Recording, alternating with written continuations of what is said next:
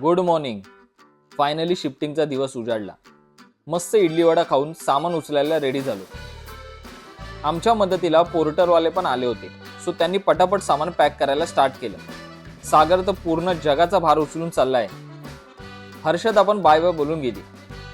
हे आहेत आमच्या रूमचे ओनर, महाजन काका आणि काकी. खूपच प्रेमळ आहे ते. आज सागरकडे जेवणाचा बेत आहे. काकींनी मस्त डाळ भात आणि भजी बनवली आहे. आता उद्यापासून आमचा ॲड्रेस वेगळा असणार. सगळं पटापट पॅक करून या प्लेसला शेवटचा बाय बाय केला.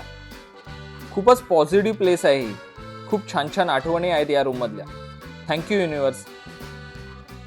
फायनली सगळ्यांना टाटा बाय बाय करत घनसोलीमधून निरोप घेतला आणि आता एका नवीन जर्नीची सुरुवात चालू झाली.